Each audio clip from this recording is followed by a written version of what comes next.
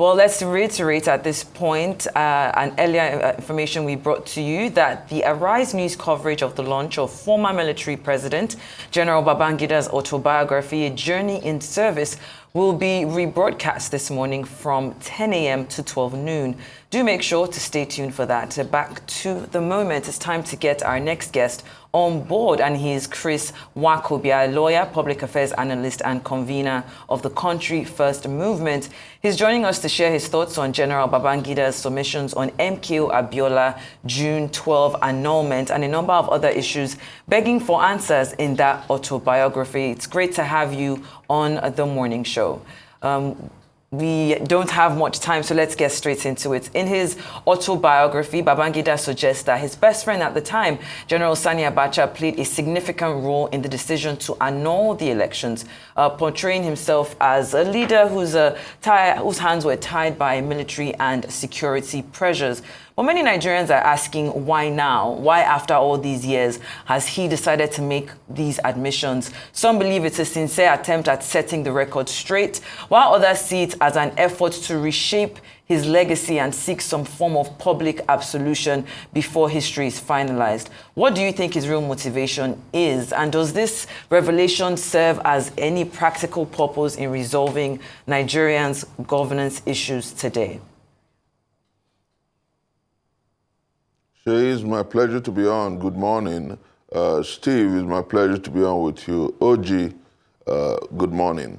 Let me say very importantly that Thursday, the 20th of February 2025 was an effort, an attempt in rewriting history. We obviously know the truth. We know what happened in 1993. We are aware of the hundreds of thousands of our young people who were mowed down by Abacha's guns and goons. We are very definitely necessarily not desirous of IBB's validation as to who truly won the June 12 election. We knew. Everybody knows. And that's why I'm enamored by the reaction from the siblings, the family of Chief MKO Abiola. It was evident that Chief MKO Abiola won that election, and Muhammad Buhari had recognized him as a former president, and June 12 celebrated as Democracy Day. What is important to me and for posterity is the fact that we must put the figures straight, we must put issues in proper perspective, and I do not understand, like your question did clearly note, after 32 years, why that messy memoir? I do not understand why the attempt to rewrite history. We're aware that General IBB was, as it were, he rose to the highest rank of his career. And as a general, you should commit yourself first to the defense of nation.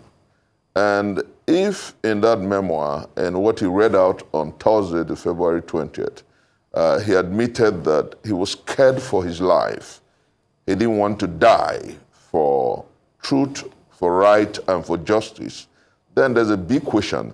And I've heard a few people say that that book will serve for education, serve for information, and will serve to help position our country historically on the right track. And I'd say with the greatest sense of sincerity that that book will do no justice to our nation and our story. And I say this for three reasons. If General Ibrahim Babangida had called that meeting to atone for June 12, to create an endowment for the victims of June 12, to create an endowing fund for those who lost lives and limbs on account of his action and inaction due to June 12. If he had come out to truly apologize and say, oh, so and so amount of monies are being positioned for those who lost lives and limbs on June 12, and for my mistake, and the way I wrongly handled history, it would have been profoundly right. But to admit as a general that you were lacking in courage and scruples, to admit that you could not put country first, borders Mesheita, and borders everyone who was reaching about it. You see, there's something about generation the generation that was before 1970, you know, the generation before the war. I think they are too quick to overlooking the issues that affect our country. And there's something different about generations 1970 and I say this advisedly, perhaps because I'm a mystic. I say this with all sense of respect. Those who came immediately after independence have this sense of anything can be forgiven, anything can be allowed. But, you know, maybe because we were conceived through the throes and pains of the war. Maybe because our parents went through harrowing injustices and harrowing circumstances, and we want to interrogate how we lay fundamental praxis and parameters, if you like, for our nation. You don't wake up one day and come to present a book to Nigerians, and who dares say that we did not know that the 1966 15th January coup was not an Igbo coup? We all knew that people machinate, that people use those sentiments to divide us, our fault lines, is unfortunate. But we all knew that Nzogwu, Ifajuna and Co., Ademoyegu and several others were seemingly proactive. They talked about 10%ers and they talked about wanting to right the wrongs. That the coup failed and so many people preyed on our emotions and sentiments and branded it an Igbo coup when waiting for Babangida to tell us it was not an Igbo coup. We knew. People mischievously appropriated it to our Igbo brothers because they wanted to subjugate and marginalize the Igbos. We weren't waiting for IBB's book to know that. What IBB should have done was simply say to Nigerians, I am deeply sorry about what happened on June 12th. Say to the Abiola family, I'm deeply sorry about what happened on June 12th.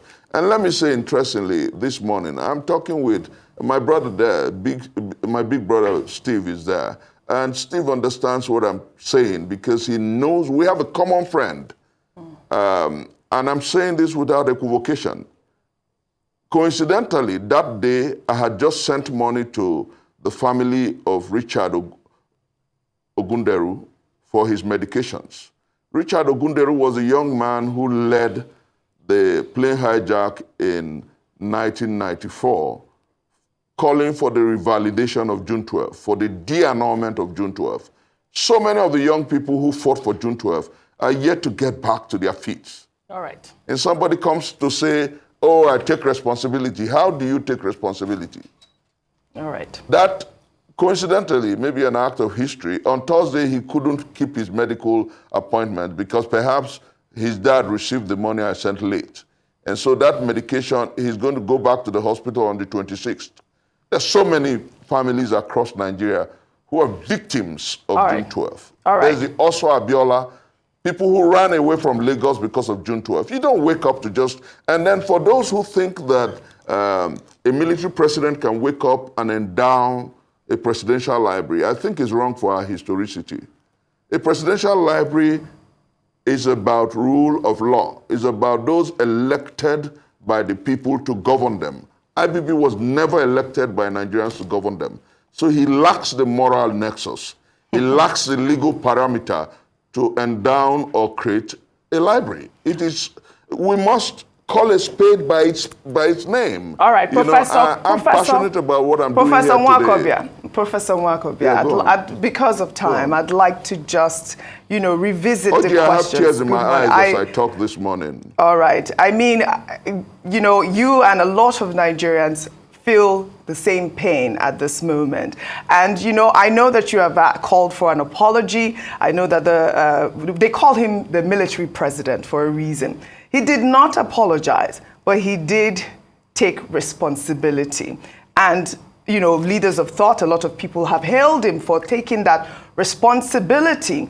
And that, I know that you don't believe that Ibrahim Babangida, has done justice to his memory, just hearing from you by writing his book. But I believe Shaito had asked a question, which I would like for you to actually answer with this question, especially with that revelation that he was not responsible for the annulment of June 12, but that his friend, General Abacha, who was a chief of army staff, I believe at the time, was responsible. Now we have seen responses from Abacha's children, including Sadiq Abacha, who implied on Facebook that his father was a victim of jealousy and subtle betrayal. And then also we heard from Gumsu Abacha, who, had written weakling in a viral tweet. It was obviously a direct dig at IBB. I'd like your analysis on that particular revelation in that autobiography. Oji, with the greatest sense of respect, I think I raised issues about cowardice in my opening. And let me say clearly that IBB was the commander-in-chief. If he was uncomfortable with Abacha, he should have retired Abacha. To come after 32 years to blame Abacha for the annulment of June 12 is cowardice, absolutely.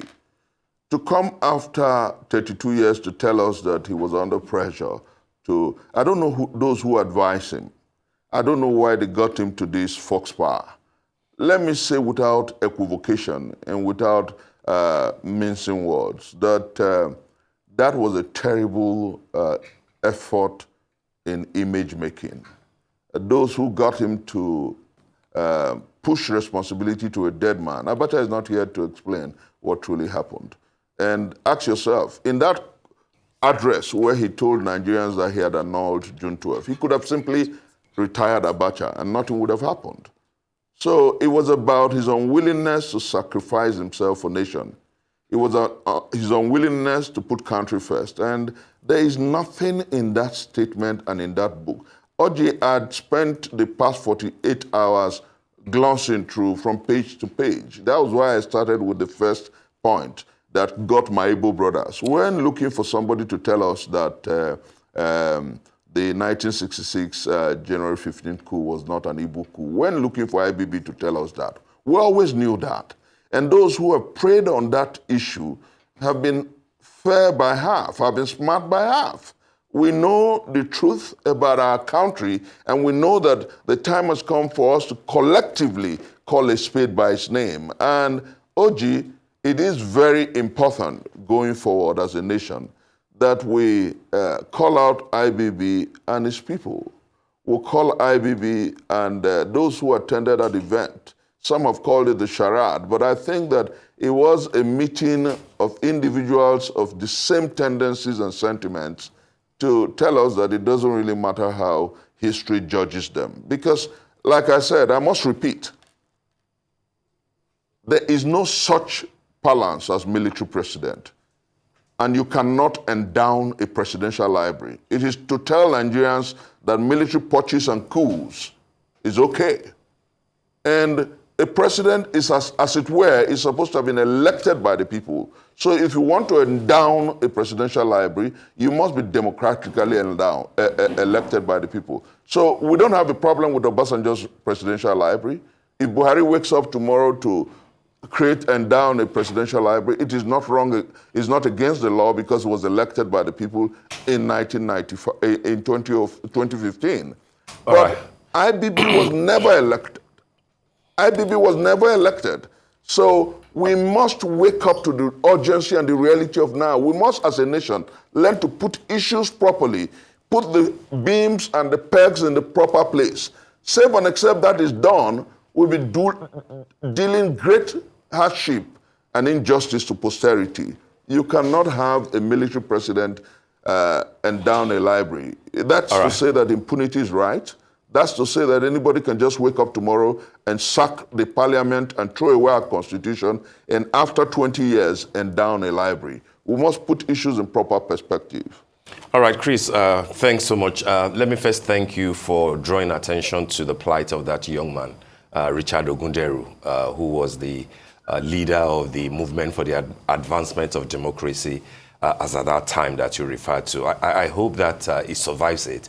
But his story, like that of the other three gentlemen friends of his, Richard, I don't have money. Let me say, Steve, I'm not interrupting. I don't have money, but if you call Daddy, he will tell you that time and again, almost on a weekly basis, I send money for the upkeep of that young man. No, that's fine, and Chris. I support for his medicals. I'm just saying that, his how story do we, is part how of do you why, wake up to we tell can't us stories forget. about June 12th without thinking about those people. Absolutely. But let's move on, Chris, to the question. We really don't have time. I guess this will be the last question for you. You used an important word, atonement, which you said was missing in all that General Babangida did at that book launch and fundraising that day. I would like to add the word healing to it. And in doing that is to ask you what your thoughts are as to the rich guest list and the amount of money raised for the purpose that you have now described. It might even be considered as illegitimate. So when you see absolutely an array of people who ought to be worried about the sort of submissions that will come from a book from a man like General Babangida, but turn the occasion to that of humor and sarcasm, including IBB getting a Yoruba man, a former vice president, and an in-law to the Great Awolowo clan as the book reviewer. Do you think that what all this says to you is that General Babangida has again succeeded in playing everybody, in being true to his cognomen of Maradona? Because at the end of the day, he didn't apologize for anything. He didn't atone for anything. He only said that he took responsibility. And then people laughed it off, and then monies was raised. At the end of the day, will you say that that can bring any form of healing or atonement whatsoever? Or this is the story of Nigeria that 32 years after, we'll laugh it off and we just move on? Steve, with tears in my eyes, let me say that two major individuals in that event broke my heart deeply. Our immediate past vice president is someone who I defer to greatly, and he calls me affectionately Junior.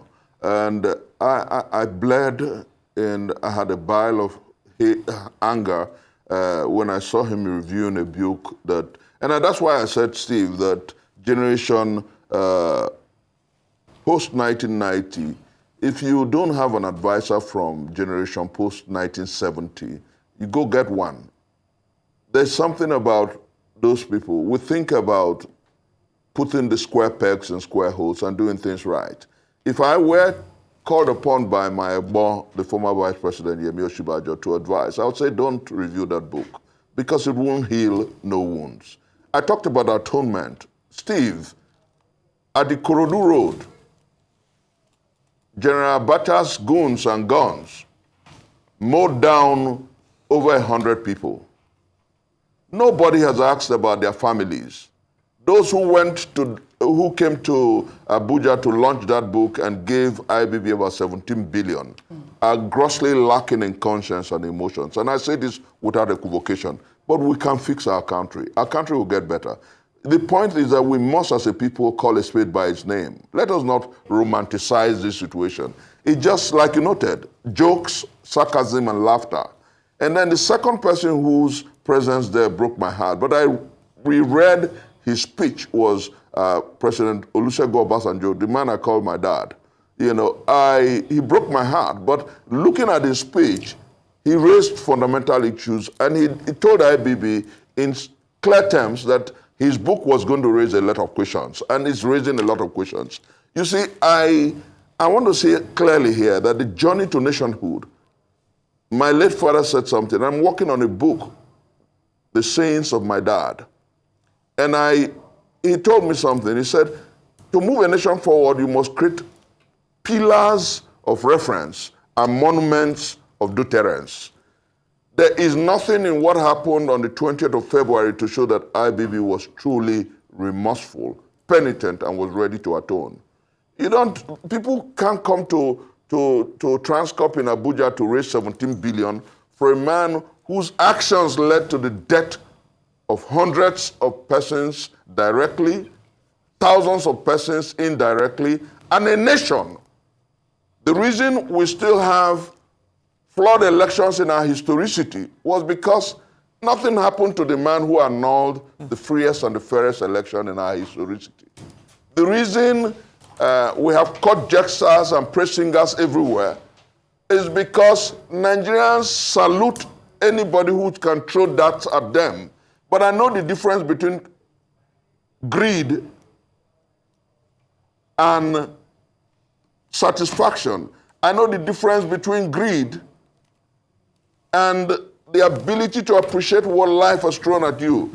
Unfortunately, so many people do not understand that for us to fix this country and make Nigeria great again, we must draw proper lines, we must draw great margins, we must teach posterity the way to go. And I want to say clearly before my countrymen that an IBB library, presidential library, is an anathema, and it will not teach Nigerians the rule of law. It will not teach Nigerians the way to go. And I also want it on record that Abiola's family that have come out to say that they are not satisfied is not the only family. There are families that lost lives and limbs.